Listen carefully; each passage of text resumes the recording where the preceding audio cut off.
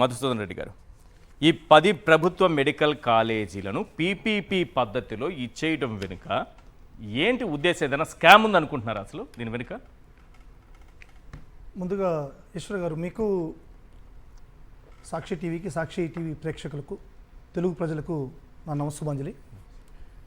ఇప్పుడు మనం ఈ మెడికల్ కాలేజీ గురించి, రాష్ట్రంలో జరుగుతున్నటువంటి ఈ అరాచకాల గురించి మనం ఒక్క మాటలో చెప్పదలుచుకుంటే, చంద్రబాబు నాయుడు గారు స్కిల్ స్కామ్ కేసులో అరెస్ట్ అయ్యారు. మీకు కూడా తెలిసి ఉంటుంది. అవును.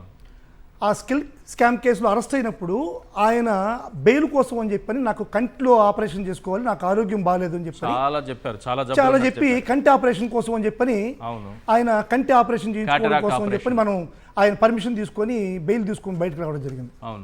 ఆ కంటి ఆపరేషన్ జరిగేటప్పుడు ఆయనకి కంటిలో ఆపరేషన్ చేశారో లేకుంటే బ్రెయిన్లో ఏదైనా నరం కట్టేందో తెలియదు కానీ, ఎందుకండి అవును నిజంగా అదే పరిస్థితి అదే విధంగా ఉంది. ఆయనకి ఉన్నది లేనట్టుగా, లేనది ఉన్నట్టుగా కనిపించేటువంటి పరిస్థితి అప్పటి నుంచి తయారైంది.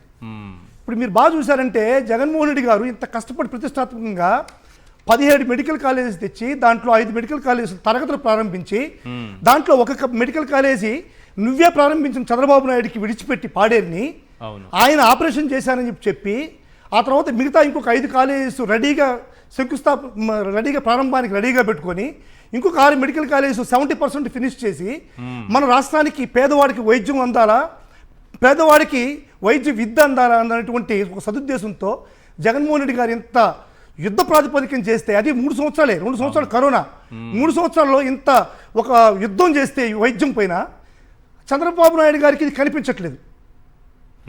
అంటే ఉన్నది లేనట్టుగా కనిపిస్తుంది. అదే మీరు లిక్కర్ స్కామ్కి వెళ్ళారంటే, లిక్కర్ స్కామ్ జరగలే రాష్ట్రంలో. లిక్కర్ స్కామ్ అసలు జరగలేదు. జరగిన లిక్కర్ స్కామ్ని జరిగినట్టుగా చూపిస్తున్నాడు. అంటే ఈ రెండింటిని మనం పోల్చి చూస్తే ఎట్లుంటుందంటే, ఆయన ఈ రెండింటిని చూసిన తర్వాత నాకేమనిపిస్తుంది, చంద్రబాబు నాయుడుకి ఆ ఐ ఆపరేషన్ చేసేటప్పుడు ఏదో ఒక మైనర్ తెగిపోయింది అనేటువంటిది నాకు తేటతెల్లం అవుతుంది. నిజం, నేను అనుకునేది మాట కాదు. రాష్ట్రంలో ఉన్నటువంటి ప్రతి పేదవాడు, ప్రతి రైతు, ప్రతి లో లెవెల్లో ఉన్నటువంటి ప్రతి ఒక్క వ్యక్తి, ప్రతి ఒక్క మహిళ అనుకునేటువంటి మాట ఇది. ఈ స్కిల్ స్కామ్ కేసులో ఆయన కంటి ఆపరేషన్ చేసుకునేటప్పుడు ఎవరు తెగిపోయింది, ఉన్నది లేనట్టుగా, లేనిది ఉన్నట్టుగా కనిపిస్తుంది. 17 మెడికల్ కాలేజ్ లేనట్టుగా స్కిల్. చెప్పండి సార్. అమరావతికి సంబంధించి మేడం అన్ని చూపించారు కదా, మరి అమరావతిలో కనీసం ఆ నిర్మాణాలనే జరిగాయా? సవిత గారు చూపించారు కదా పెనుగొండలో ఎలా ఉంది మెడికల్. సార్, అమరావతి అనేది ఒక భ్రమరావతి సార్. యాక్చువల్గా అది ఒక కనికట్టు కథ. అమరావతి అనేది యాక్చువల్గా చంద్రబాబు నాయుడు గారే వేశారు శ్రీకృష్ణ కమిటీని అమరావతి కోసం. శ్రీకృష్ణ కమిటీ ఏం చేసింది, అది విజయవాడ గుంటూరు మధ్యలో అమరావతిని కట్టమన్నారు. శ్రీరామకృష్ణ కమిటీ. శ్రీరామకృష్ణ కమిటీ అమరావతి విజయవాడకి గుంటూరుకి మధ్యలో కట్టమంటే తీసుకుపోయి అమరావతి ఎక్కడో ఒక బురద నేలలో లో లేయింగ్ ఏరియాలో కట్టారు. ఒక్కొక్క ఎకరా దాన్ని అమరావతిని దాన్ని కట్టడానికి స్టార్ట్ చేయడానికి 5 కోట్ల రూపాయలు అవసరం అవుతుంది ఒక్కొక్క ఎకరాకి. ఇప్పుడు ఈ మెడికల్ కాలేజీల వెనక, అమ్మకం వెనక ఏదైనా స్కామ్ ఉందా? స్కామ్ లేకుంటే చంద్రబాబు నాయుడు ఏ పని చేయరు సార్. మీరు ఏ పైన చేసినా సరే. యూరియా కూడా ఏముంది, యూరియా ఈ రోజు దొరకట్లేదు. యూరియాలో కూడా స్కామ్. నేను చెప్తాను చూడండి, యూరియాలో ఏం స్కామ్ ఉంది. యూరియా ఎంత తగ్గిస్తే ఒక్కొక్క బస్తాకి 800 నుంచి 1000 రూపాయల వరకు ఫండ్ సెంట్రల్ గవర్నమెంట్ నుంచి డైరెక్ట్గా వస్తుంది. 4 లక్షల బస్తాలు యూరియాని చంద్రబాబు నాయుడు కావాలనే మా రైతులకు అవసరం లేదు అని చెప్పని ఆపేసి, ఆ డబ్బుల్ని ఫండ్ రూపంలో రాష్ట్రానికి తెప్పించుకొని దాన్ని స్కామ్ చేశారు. ప్రత్యక్షంగా జనాలందరూ చూస్తున్నారు. ఇప్పుడు యూరియా దొరకని దగ్గర దొరకట్లేదు అని చెప్తే వాళ్ళని, రైతుల్ని ఒకే మాట అంటున్నాడు, రైతులుగా ఉండండి, రైతులు ఎప్పుడు కూడా రాజకీయాలు చేయొద్దు అని చెప్పేది అంటున్నాడు. యూరియా కొరత పైన రైతు వైఎస్ఆర్ కాంగ్రెస్ పార్టీ కార్యకర్తగాను, నాయకుడుగాను చిత్రీకరించేవాడు చంద్రబాబు. అదేవిధంగా మహిళలు ఏదన్నా ప్రాబ్లం ఉండి వస్తే మహిళల మీద చిత్రీకరిస్తారు వైఎస్ఆర్ కాంగ్రెస్ పార్టీగా. అదే విద్యార్థులు నాకు ఫీజు రింబర్స్మెంట్ రాలేదంటే రైతులు వాళ్ళని కూడా రాజకీయ నాయకులు చిత్రీకరిస్తాడు. అదే నిరుద్యోగులు నాకు నిరుద్యోగ బంధువులు అందట్లేదంటే వాళ్ళు రాజకీయ నాయకులకు చిత్రీకరిస్తాడు. ఇప్పుడు సాక్షాత్తు రైతులు ఏం చెప్తున్నాడు, మీరు రాజకీయం చేయొద్దు అంటున్నాడు. అంటే రైతులు రాజకీయం చేయొద్దు, రేపు మహిళలు రాజకీయం చేయకూడదు, నిరుద్యోగులు రాజకీయం చేయకూడదు, ఉద్యోగులు రాజకీయం చేయకూడదు, ఇంకెవరు రాజకీయం చేస్తారు? నువ్వు ఒక్కడిగా రాజకీయం చేస్తావా?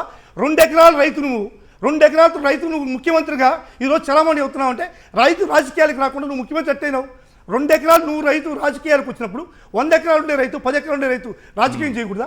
విద్యార్థులు 2 ఎకరాలని మీకు తెలుసా? అవును, నాకు తెలుసు. అందరికి దేశానికి తెలుసు, ప్రపంచానికి తెలుసు. 2 ఎకరాలు ఆయన ఒక్కడే కదండి. Right. వాళ్ళ చిన్న వాళ్ళ తమ్ముడు ఉన్నాడు, వాళ్ళ అక్క ఉంది, వాళ్ళ చెల్లెలు ఉంది. వాళ్ళ ఖర్జూర్ నాయుడు గారికి ఉండేది 2 ఎకరాలు, చంద్రబాబు నాయుడు గారికి 2 ఎకరాలు తప్పు. Okay. ఖర్జూర్ నాయుడు గారికి 2 ఎకరాలు ఉంది. ఆ 2 ఎకరాలు చంద్రబాబు భాగం ఎంతో వాటాయండి. 2 ఎకరాలు కూడా చంద్రబాబు నాయుడు లేదు. దేశంలోనే ధనిక సీఎం, దేశంలోనే ధనిక సీఎం ఈ రోజు ఏ విధంగా వచ్చా? కానీ మన బ్రతుకులు మాత్రం ఇలాగే ఉండిపోతాయి. అంతే సార్. మన ఆశలు, పేదవాడి మన పైన కలలు అవి నెరవేరవు. ఈ పేదవాళ్ళ ఆశలు కలలు సార్ నెరవేరవు. పేదవాడి పైన చంద్రబాబు నాయుడికి ఒక విధమైనటువంటి దురుద్దేశం. కార్పొరేట్ వ్యవస్థలను కాపు కాసేటువంటి వ్యవస్థ Right. చంద్రబాబు నాయుడు గారిది. Right. మీరు కావాలి చూసారంటే పేదవాడు బిడ్డ ఇంగ్లీష్ చదువుకోకూడదు. జగన్మోహన్ రెడ్డి ప్రవేశపెట్టినటువంటి ఇంగ్లీష్ విద్యని ఎన్నో రకాలుగా తప్పుబట్టి దాన్ని ఆపాడు.